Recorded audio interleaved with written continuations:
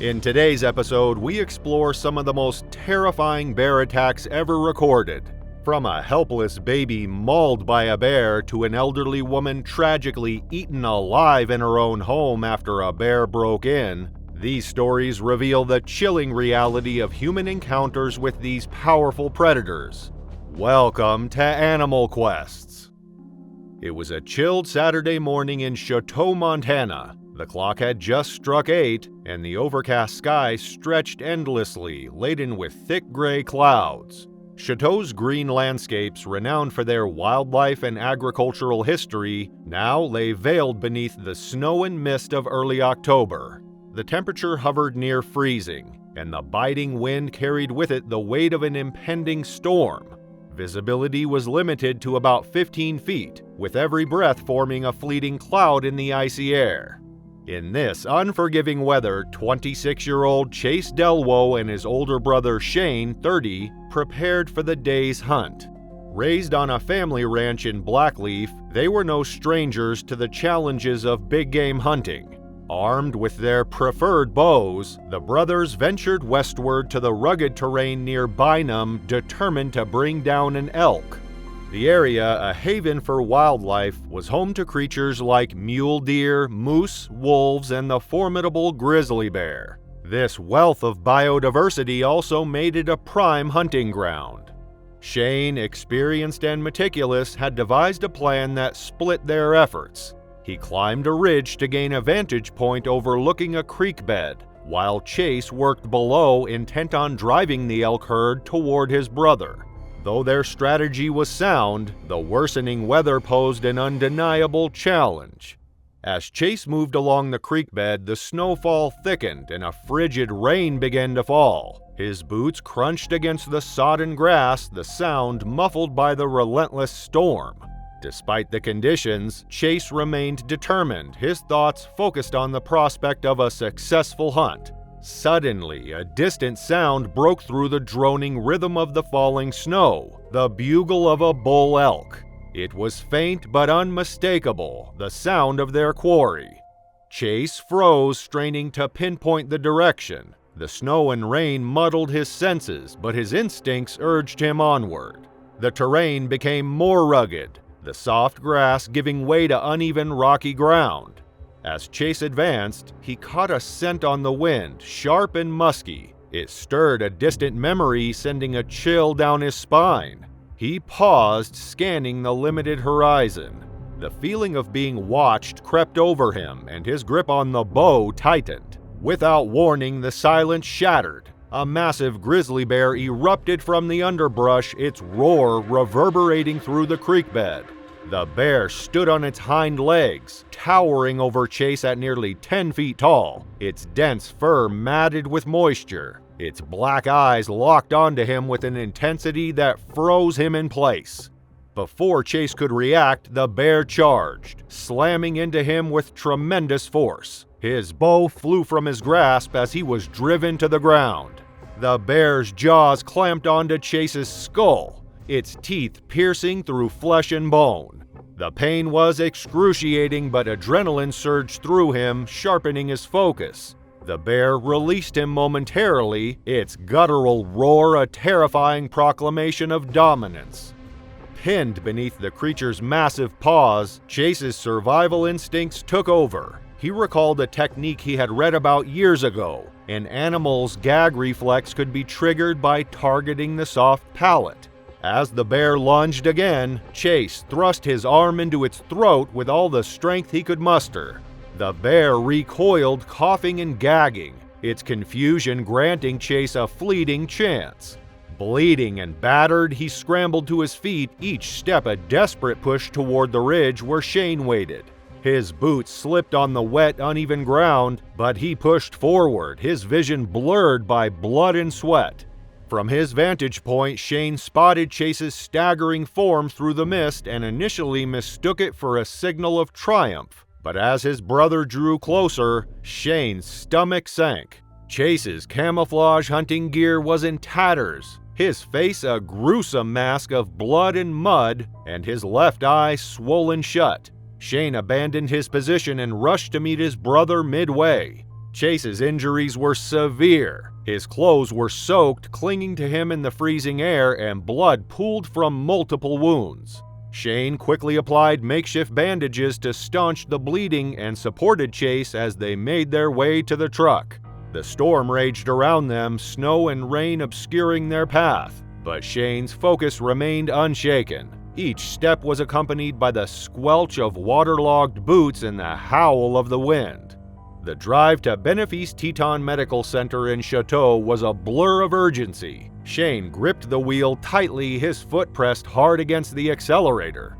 The truck's engine roared as it sped down the empty highway, the tires kicking up slush and mud. The faint smell of burning rubber mixed with the storm's icy bite. Chase drifted in and out of consciousness, his breath shallow and labored. Shane kept speaking to him, urging him to stay awake, his voice strained with worry. By the time they reached the emergency room, Chase was barely responsive. Medical staff acted swiftly, their calm efficiency a stark contrast to the chaos of the past few hours. The antiseptic smell of the hospital mingled with the lingering odor of blood and rain. After an exhaustive surgery lasting over 5 hours, Chase's body was a patchwork of stitches and bandages. The ordeal had left him scarred but alive. Later, when asked about the encounter, Chase offered a simple reflection: respect nature. If you don't, it may just remind you who's in charge. Bear encounters are becoming more frequent, and these massive predators standing 10 feet tall and weighing over 1,000 pounds are growing bolder. As people encroach on their territory, the risk grows, just like what happened to Chase Delwo. But it's not just hunters who are in danger. A mother and her child thought they were safe on a quiet vacation, unaware that they had wandered into a grizzly's hunting ground. What began as a peaceful outing turned into a nightmare when a young bear emerged, eyes locked on them, and the hunt began. It was August 2002, a warm and pleasant afternoon in the Catskill Mountains in New York. The sun blanketed the dense forest in golden light, casting long shadows between the towering trees. The Schwimmer family, Rachel, Pincus, and their 3 children from Brooklyn, had arrived in Woodbridge, a village nestled in the heart of the Catskills, for their annual summer retreat. They had spent their vacations here for years, enjoying the peacefulness of the area and the beauty of the mountains. Woodbridge, surrounded by 700 acres of wilderness, was a place of tranquility where families could escape the noise and busyness of city life. The area was popular for hiking, cycling, and water sports, though some of the once thriving holiday cottages were now empty or in disrepair. Despite the passage of time, the Schwimmer family had always found comfort in the familiarity of the location. After lunch, Rachel Schwimmer, along with her 2 older children, took a short walk around the grounds, leaving their 5-month-old daughter Esther to nap in her stroller just outside their cottage. The older children, 4-year-old Ben and 2-year-old Sarah, played on the grassy lawn, their laughter ringing through the air as they chased one another. Unknown to Rachel, a young male black bear was nearby. The bear, likely only 2 years old, had become accustomed to the presence of humans. It had roamed the area before, scavenging for scraps of food left behind by vacationers. His presence had gone unnoticed by the family as he ventured closer to the cottages, drawn by the scent of food. The bear's nose twitched as it caught the smell of the young family. Its instincts led it toward the cottages where Esther slept, unaware of the danger that was about to unfold. This peaceful moment would soon be shattered. "Bear!" a voice shouted from one of the neighboring cottages. Rachel froze for a moment, unsure of what was happening. Then the voice came again, clearer this time. "Bear!"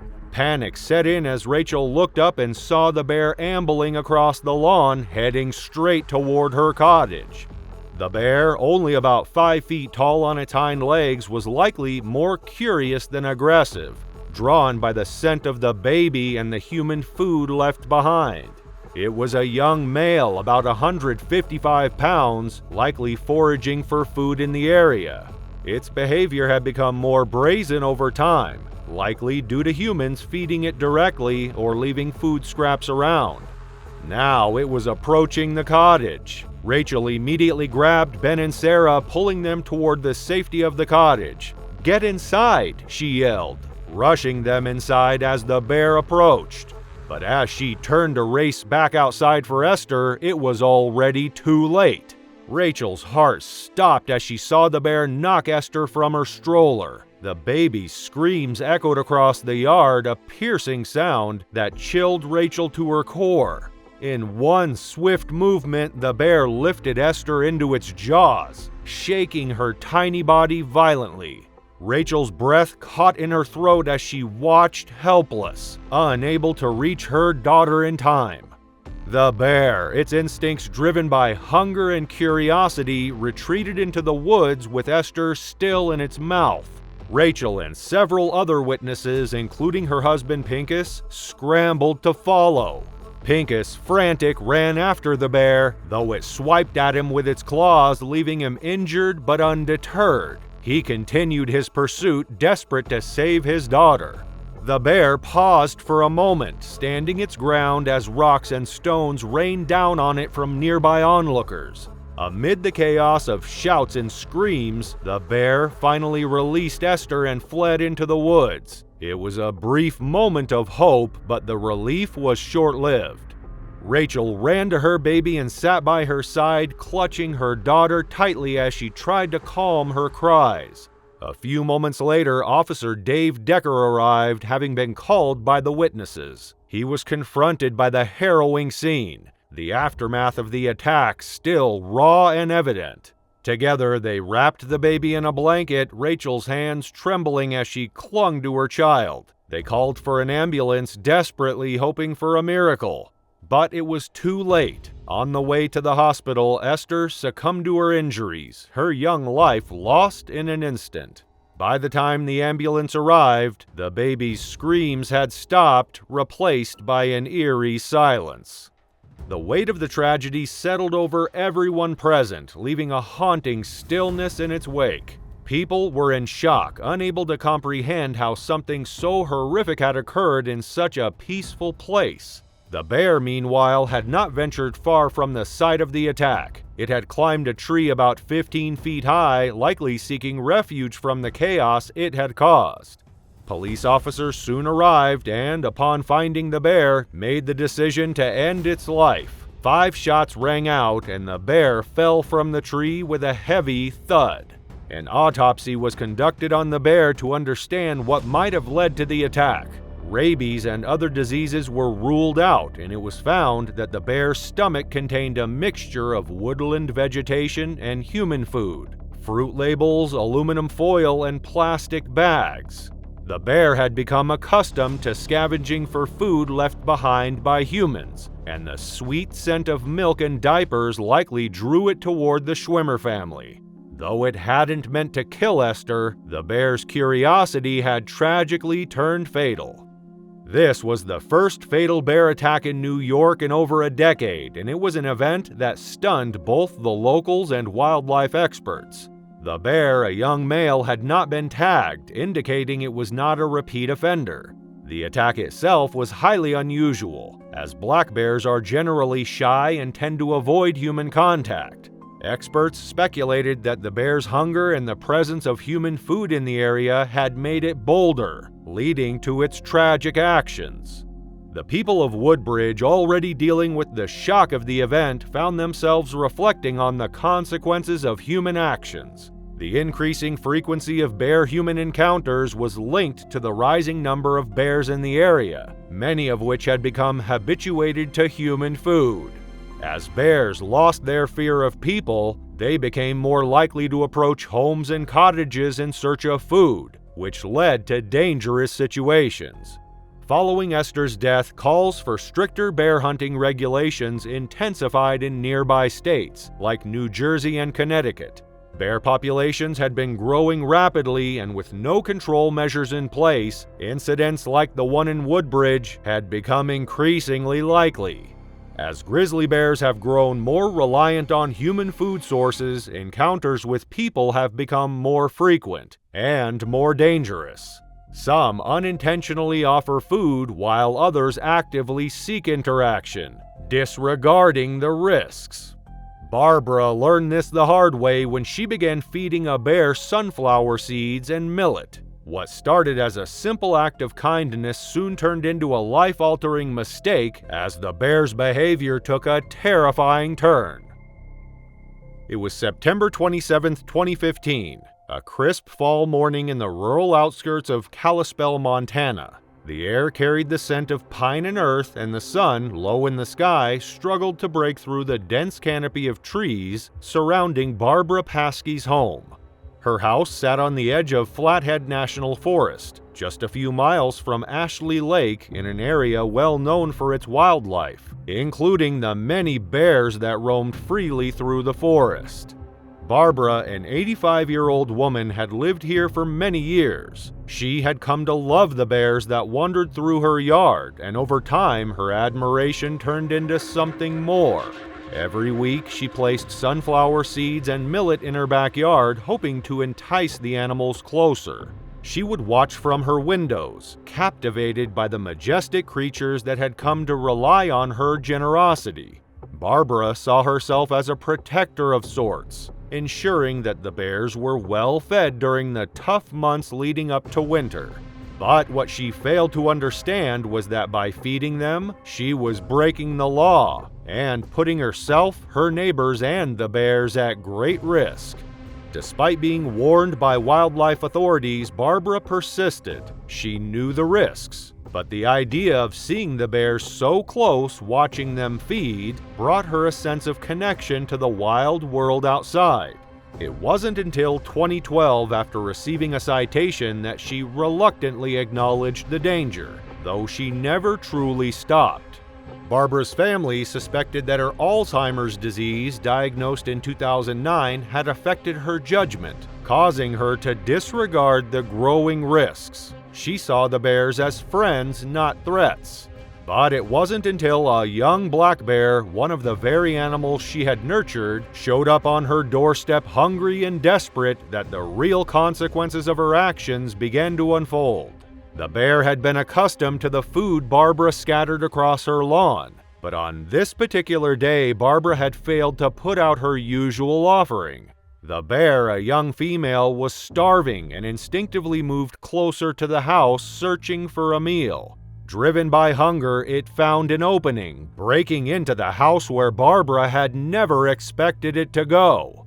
Inside, Barbara was unaware of the bear's presence as it explored the house, tearing through cabinets and pantry shelves. When Barbara heard the noise in the kitchen, she assumed it was something harmless, a cat or maybe a fallen object. But when she rounded the corner, she froze. The bear was there, huge, disheveled, and ferocious, its dark eyes gleaming with hunger. Barbara had no way of escaping. She was trapped. The bear, trained by months of feeding, didn't hesitate. It charged, knocking Barbara to the ground. The old woman screamed as the bear's jaw snapped inches from her face, its powerful paws pinning her down. She tried to shield herself, curling into a ball, but the bear was relentless. Its claws sliced into her skin, tearing through her shoulders and arms. The attack was swift, brutal. Then, as quickly as it had struck, the bear paused. It stepped off Barbara, climbed onto a work surface, and scrambled out through a window. The chaos of the attack had left Barbara alone, bleeding and in shock. Unable to move, she lay on the floor, the pain surging through her body, and with only one thought: to reach the phone. Minutes dragged on as she struggled to crawl, her body weak and her vision fading. Finally, her fingers brushed the phone, and with trembling hands, she dialed for help. The authorities arrived soon after, but by then, Barbara was barely conscious. The sheriff's department, along with the wildlife response team, arrived at the rural property. They found Barbara severely injured, the house ransacked. Though she was still alive, her chances of survival were slim. Barbara was rushed to Cecil Regional Medical Center in critical condition, but despite her strong will to survive, she passed away just a few days later on October 1st. The news of her death sent shockwaves through the community. Barbara had been a beloved figure in the neighborhood. Her kindness, her devotion to wildlife, and her friendly demeanor had made her popular among the locals. Now, her absence left a painful void. The investigation into the attack uncovered the truth behind the bear's behavior. It wasn't just an unlucky encounter. It was a result of Barbara's ongoing actions. By feeding the bears, she had conditioned them to expect easy meals, and this had made them dependent on humans. The bear that attacked Barbara had learned that homes could offer sustenance, and now the authorities had a problem. There was a dangerous bear on the loose. The community went on high alert. Wildlife officers set traps and door-to-door warnings were issued. But as the investigation unfolded, officers discovered that Barbara was not the only one feeding the bears. Some of her neighbors, despite knowing the dangers, had continued to offer food to the animals. They believed it was harmless, that they were helping. But now the bears had become a serious threat. 2 young black bears, yearlings, were captured after they wandered into the neighborhood. They were habituated to humans, their stomachs full of sunflower seeds and millet. With heavy hearts, wildlife officers euthanized both of them. It was the only option. These bears, raised to associate people with food, were a danger to the community. If they were released, they would only return and the cycle of dependency would continue. But the bear responsible for Barbara's death was still at large. The search continued, but after weeks of tracking and setting traps, it was called off. Despite the presence of over 15,000 black bears in Montana, no one had ever heard of a fatal attack by a black bear in Flathead National Forest. It was an isolated and tragic event, one that highlighted the dangers of feeding wild animals, no matter how harmless it may seem at first.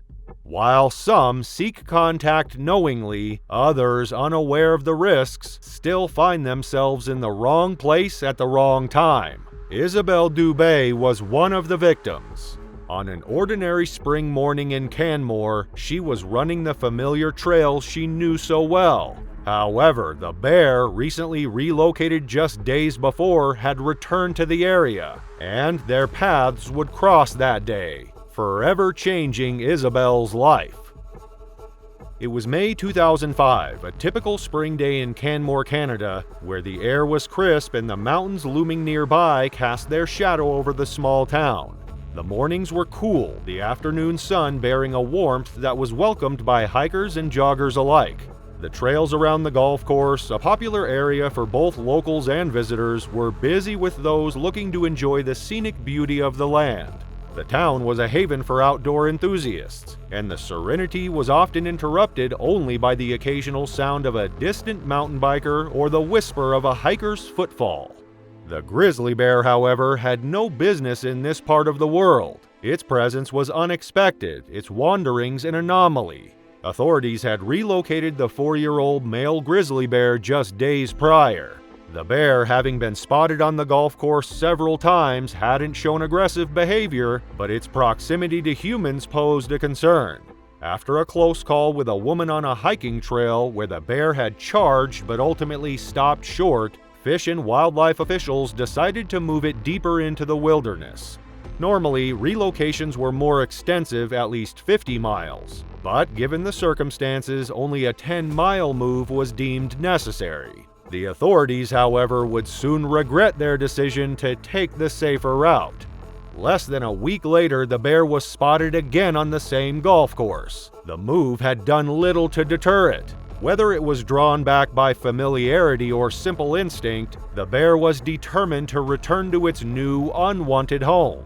And it would soon clash with the one person who had no reason to be concerned about an animal she hadn't yet seen.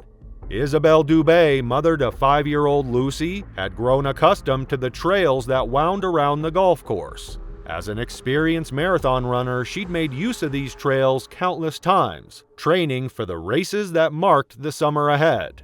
On this particular morning, she was joined by 2 friends, both of whom were also marathon runners, and together they maintained a steady pace through the soft spring air.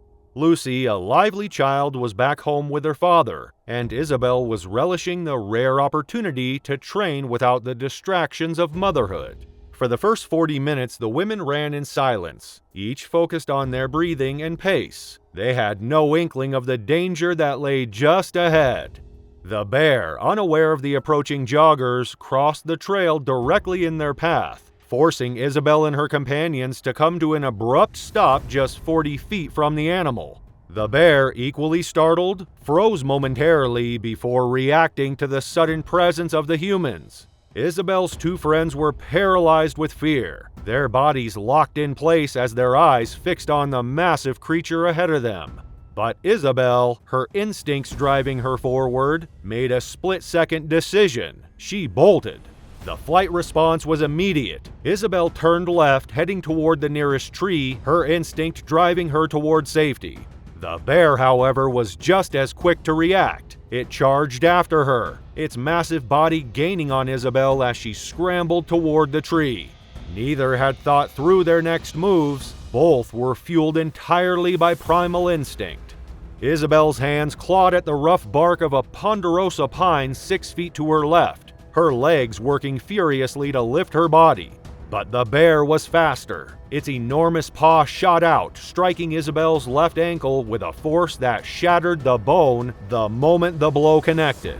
Isabel crumpled to the forest floor, her body sprawling awkwardly, pain shooting through her as she tried to push herself up. The two women who had been with her snapped out of their shock and fled in the opposite direction, knowing that their best chance was to get help and leave Isabel behind. In their panic, they didn't look back, the knowledge of the bear's power spurring them to run without hesitation.